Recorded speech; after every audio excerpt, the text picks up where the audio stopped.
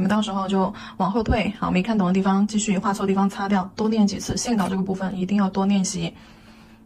然后看一下它的阴影处的一个分线啊，耳朵，我这里直接勾吧。我这里想用水彩快速的给大家过一下，我用水彩吧，好吧，哎呀，我这里用水彩快速的过一下，给大家讲一下它这个阴影面在哪里啊？不，为了让你们能够清晰一些，我还是用线勾吧，不然到时候你们看不出来了。好，从它的这个中间位置、中段位置，头顶这里留一条白色的线。好，收到它的2个眼角黑区区，眼角周围黑区区，一直包围到鼻子前面。我浅的，我打浅一点这个阴影，主要是怕乱了你们的那个主线条，到时候你们看的时候会有点分不清。那这一块都是黑色的。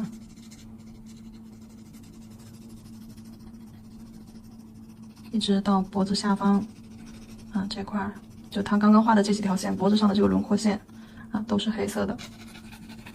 然后到耳朵上轮廓，好，眼睛这里的阴影，眼睛周围的阴影加深，延伸到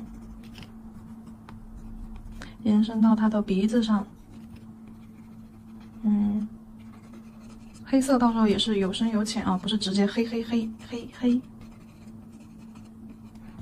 延伸到鼻子上，鼻子这块到时候还要加深。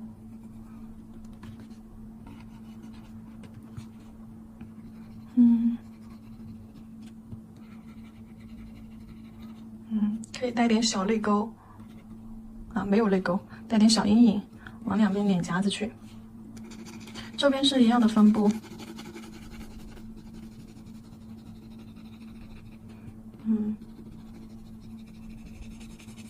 好，跟着脖子这一圈的弧度过来，耳朵外弧，它的眉毛这一块反而还颜色是白色的，我把这块给它抠出来擦掉一边，给你们做一下对比，然后另外一边把线条给你们留着，让你们看一下到时候毛发的一个分布流向。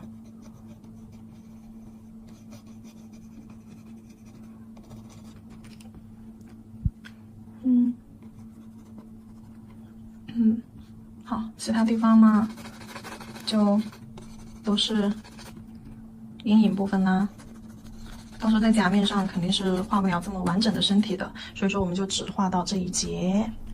在我们到时候它这个嘴巴下面这里可以给它加一点阴影浅的阴影，把它就是嘴巴凸出来的这块给它表现出来，就跟之前画熊猫的时候，不是把它鼻子那块就是为了烘托出来，所以说会在脸上一点阴影。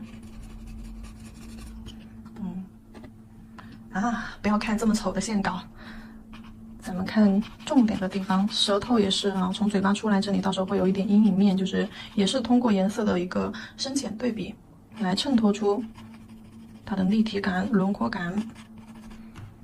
好，线稿的部分，接下来上甲面吧，我相信你们已经没有问题了。甲片的话用到的是一个长直贴，底色的话用我自调的一个颜色炭烧酸奶白不知道这个颜色怎么调的宝子去看那个雕花拼钻玫瑰，莫兰迪雕花拼钻玫瑰那节课，或者是去看动物课里面水彩熊猫那节课也可以去看实用潮流款里面那个恐怖布偶兔腹甲部分的那个调色都有教过的白色、蓝色、白色、红色、黄色、黑色这4个颜色去调出来的一个炭烧酸奶白，我自己调了一罐。好，涂1层就够了拿去照灯，照灯时间久一点点，这种饱和度比较高的颜色，而且又是白色系避光色，照灯时间长一点，跟透色，像透色30秒就够了。像这种高饱和度的颜色，一般的话照60到120，新灯60，老灯120。底色照完灯之后，我们整甲全涂，整甲全涂水彩磨砂。因为这边是一个浅色打底，所以说我们不需要去抠图案的形状，直接整甲全涂那个磨砂封层。好，照灯之后，直接在甲面上进行水彩彩绘就可以啦。看一下有没有堆胶，指尖和后缘有没有堆胶，印章原理啊，按压一下。好，照灯120秒哦。甲片照完灯了，然后现在我们取一下颜色。这个颜色吧，我想让它不要纯黑啊，不要纯黑，可以用褐色啊，就这个色卡里面这个褐色，也可以就是褐色加黑色，或者是棕色加黑色啊，或者是你黑色里面加一点点棕色也行啊。我这边先取到调色盘上哦，黑色先取到没有位置放了，随便找个地方放上去吧。好，黑色先取到调色盘上，不要跟这边的蓝色混合了。OK， 清一下笔，打湿。我再取一点这边的褐色吧。虽然说加褐色它可能已经没有多大影响，但是有一点微微的效果就可以了。因为我们在做它毛发的第一层毛发揉边的时候，需要它有一点点泛棕来作为它的毛发的阴影，所以说要加一点棕色进去哈。但是不要加多了，颜色还是黑色，只是说颜色稀释、柔化、晕染开了之后，有点微微泛棕色的那种光泽感。好了，颜色调好了，把笔清洗干净。我的手怎么脏兮兮的？把笔清洗干净，然后笔上面多取一点水，将这一块颜色调成这种水状的浓度。水状的浓度，为了让颜色清透一点啊，水状的浓度颜色就会浅很多。然后用这个浅色，咱们在甲面上去画出图案它的一个位置。首先，耳朵的方向定几个点嘛，耳朵的方向，头顶的方向，眼睛的方向，记住刚刚的那个比例啊。好，眼睛的方向，鼻子的方向。刚刚纸上讲的构图是啥来着？鼻子的方向，然后前面下巴啊，后面的就不用说了啊，只要把鼻子这个位置定出来就好了。这个颜色还有点深啊，浅浅的勾一点线条，把它的这个轮廓给它走一走。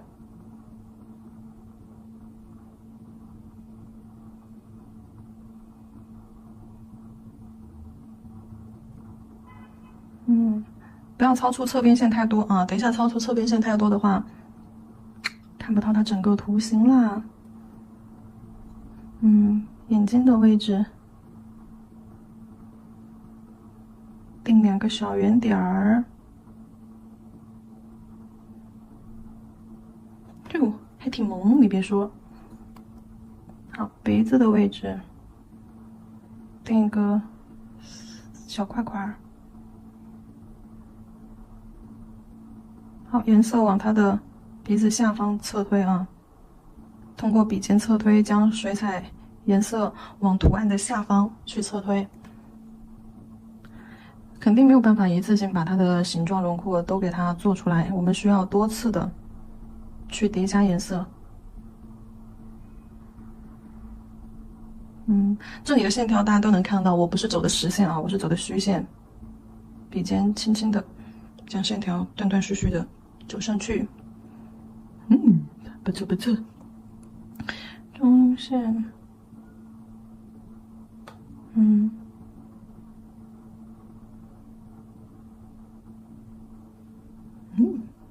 好。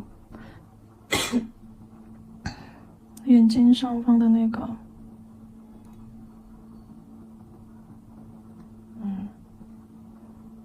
两边对称一些。好，水彩的话，水分一挥发，颜色就干了。笔干了的话是很涩的，你拉线呀什么的都拉不动。笔干了非常的涩，所以说你们要适当的去清笔、控水、湿笔。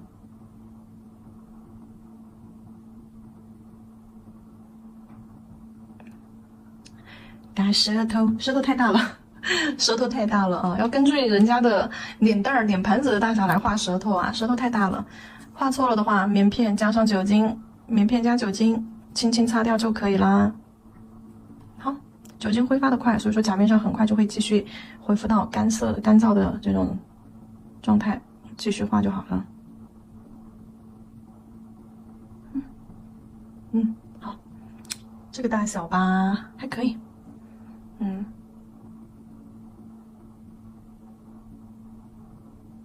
如果说你发现你的颜色拖不上去，或者是拖动的过程当中非常的干涩，那就说明你需要湿笔控水啦，笔上干了。就是你颜色涂起来发现很干很涩，不顺滑不丝滑，颜色刷上去之后不均匀就是刷痕很重，呈颗粒感颜色，干巴巴的拉不动笔，或者是拉动的过程当中不顺滑，有顿涩感以及你的笔毛炸毛，这都说明你的笔已经就是那个适中湿润度已经失衡了。这个时候要么就是笔已经特别干了，要么就是你就要重新去亲笔纸巾上控水，给它控到适中湿润度，这个时候你的笔才是最顺滑，颜色才是最好上、最均匀的一个状态。用点点点好来表现它的色块轮廓看像指尖走到指尖这里它颜色会慢慢的就是越来越短越来越少，因为指尖这里是呈收窄的，我们要根据甲型来，有些地方你画不到你就不要去画了。指甲前面收窄就只有这么宽，你非硬要把那个图案给它画出来，大小给它画出来，那肯定是不现实的，那整个比例构图就会失衡。画到这边来。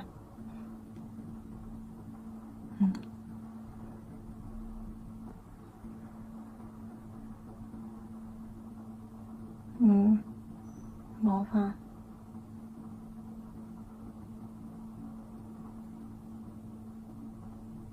细胳膊细腿的小腿儿，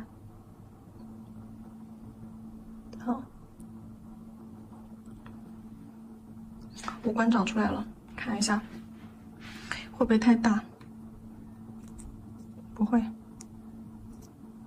还掰一下指甲，不会，能够完整的看到它的耳朵就可以了。接下来眼睛用深黑色这边的多一点黑色。笔这一块颜色已经干了，我们要重新取水给它化开。好，这边取好颜色之后，先把眼眶子、眼珠子给它画出来，眼珠子漆黑如墨，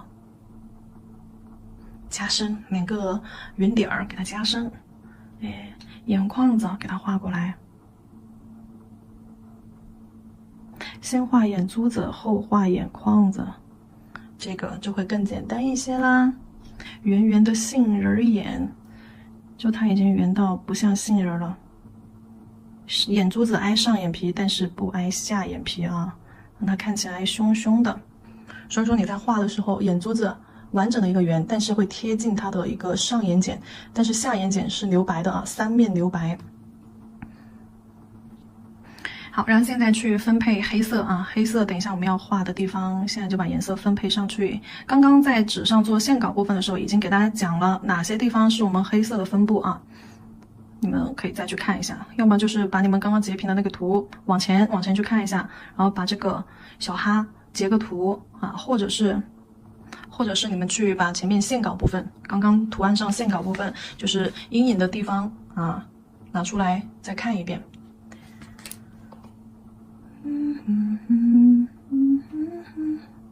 黑色先从边缘开始，我为什么不大胆的整个一个色块涂上去呢？因为我要保证边缘带着毛绒感，所以说我只能用尖尖一点点的去把颜色色块分布抠出来，这样子色块的边缘才能带着毛绒感呀。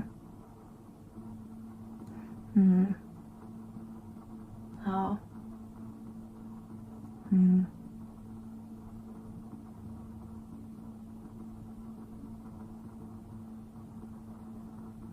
眼睛周围一圈深深的不好意思虚焦了，不好意思没关系，那边还有一半的好，这边脸蛋子色块分布下来。为了保证毛发的那种毛绒感，所以说我们这里都是用笔尖一点一点的辛辛苦苦的去拔了的。当然你动作也可以加快呀，只要你足够自信动作也可以去加快。这不是最终它的层次等一下我们要去做一圈晕染，晕染完了之后我们再去加深毛发层次。那像这一块整体给它涂黑就好了，把这个色块的边缘勾出来、框出来之后，那中间大面积的地方，我们就快速的把颜色填充进去。好 ，OK，嘴巴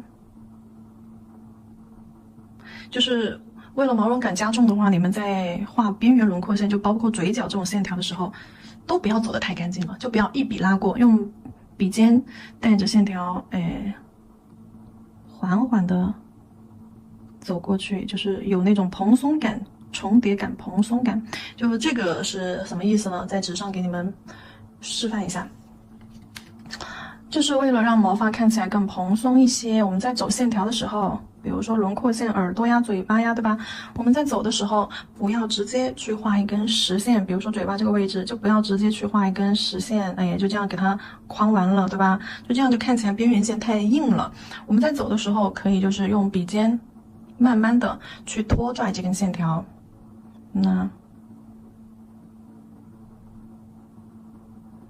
好。就这样轻轻的将这个线条去进行拖拽，两个线条感、边线感去进行对比，是不是这边线条就会感觉蓬松一些那边的线条就会感觉太硬了？那就这样笔尖轻轻的去拖拽，带着毛边儿，带着毛绒感不要这样一次性拉下来这个地方，这个意思明白吧？当然，在指甲上的话，图案会非常的小所以说我们在用笔的时候，只用毛尖儿的部分去进行操作。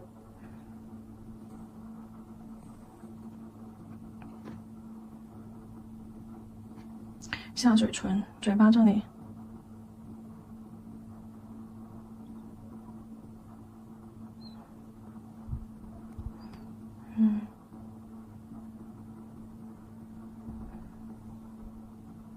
好，这边线条，如果说你不小心勾得很僵硬，没有关系如果不小心把线条勾得很僵硬，没有关系，因为这第一层线条只是为了把形给它找出来，我们等一下还是会去做一下揉边晕染的，颜色靠叠加去叠加出层次，那肯定不会一次性成型的呀。耳朵，根据我前面讲过的课，大家都知道它的这个边缘线你们要找那种毛绒感的边缘线的时候，哎呀。我要说什么来着？我忘了，老年人记忆力不太好。好，来画这边脸，刚刚前半边有点糊了，我们来画这半边脸耳朵尖尖加深，但是这个尖尖不是非常尖是有点圆润的尖尖。好，外轮廓带过，内轮廓加粗带过。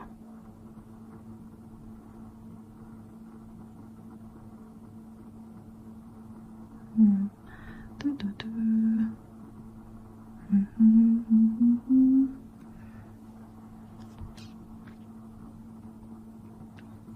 好，这边头顶的轮廓，